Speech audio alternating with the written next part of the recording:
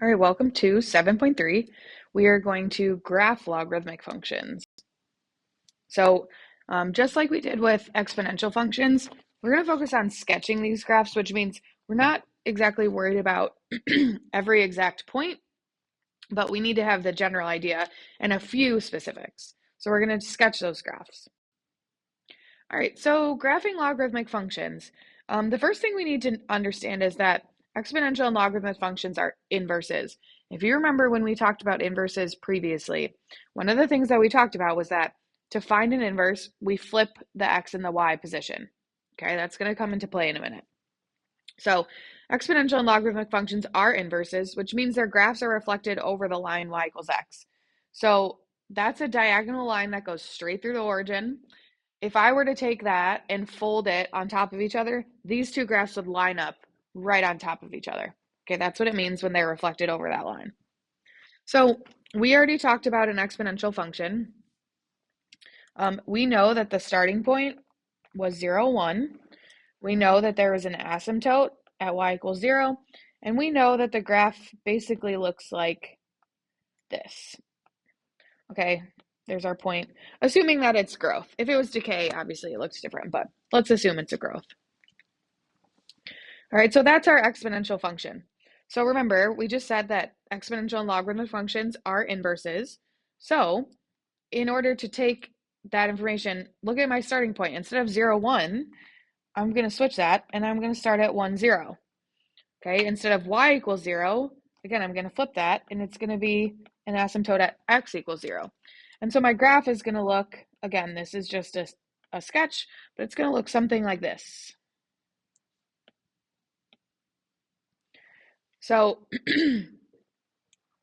again, if I folded those on top of that line, y equals x, those two graphs would line up on top of each other. Okay, so this is the information that we need going forward for our logarithmic functions. Our starting point is 1, 0. Again, that could move depending on if we do any transformations. Our asymptote is at x equals 0, also can move, and then that's the general shape of our graph. All right, so let's talk about those transformations. Just like before, we have vertical shifts and horizontal shifts. Our vertical shifts up and down. If we're shifting up, we're going to see f of x equals log base b of x plus c. That's going up. If it's shifting down, we're going to see log f of x equals log base b of x minus c. Okay, so again, that shift is on the outside. It's separate from the x. When we talk about horizontal shifts, right or left, it's going to be in with the x, with the log. So what does that look like? F of x equals log base b of x minus c if we're going to the right, or if we're going to the left, log base b of x plus c. Okay, so hopefully you can tell the difference between those two. Obviously, right and left is in with the x with those parentheses, and the up and down is on the outside. Okay, something also to note that these horizontal shifts also show us where the new asymptote will be. Oops. Can't talk and write at the same time. Horizontal shifts is also where the vertical asymptote is.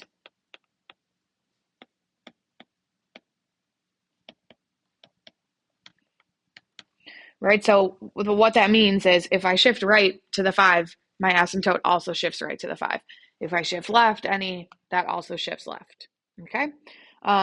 Again, just like exponential functions, when I shifted up or down, my asymptote shifted. Now with these logarithmic, it's shifting right or left. All right, so let's start with just looking at these transformations. Okay, we have a minus 5 and we have a plus 3. This minus 5 here, it's inside, so it's going to tell us we're going right 5. And the plus 3 on the outside, that's telling us we're going up 3. Okay, log base 2 of x plus 2, so I have a plus 2, and then minus 7. Same idea, this plus 2 is actually telling me I'm going left 2, And then the minus 7 on the outside tells me I'm going down 7. So keeping with the patterns that we've already seen, we're not concerned with how we are going to graph what these bases of our logs are. If we were to look at the graphs, the exact graph on our calculator, yes, we would notice a difference between log base 3 and log base 2. But for what we're going to do, again, we're just focused on a general graph and we're focused on the shifts. So all we have to worry about is right, left, up, or down. Okay, so we're going to do a couple. These might not be everything in your packet if you're following along, but it should be enough to kind of give you the general idea. So let's start again. I have log base 3 of x minus 3 plus 1. So there's my two shifts. That's telling me I'm going right 3 and up 1. Okay, and remember, my starting point is 1, 0 for these graphs. So I'm going to start at 1, 0, and then I'm going to go right 3 and up 1, and that's my new starting point. And then again, my asymptote would also move to the right 3. So instead of at x equals 0, it's going to be at x equals 3, which is right here. Okay, and then my graph is just going to run along the asymptote and gradually increase like that. Okay, so that's your first logarithmic function graph. Let's look at a second one here. So log base 5 of x plus 4 minus 2. So again, this tells me I'm going left 4 and then down 2.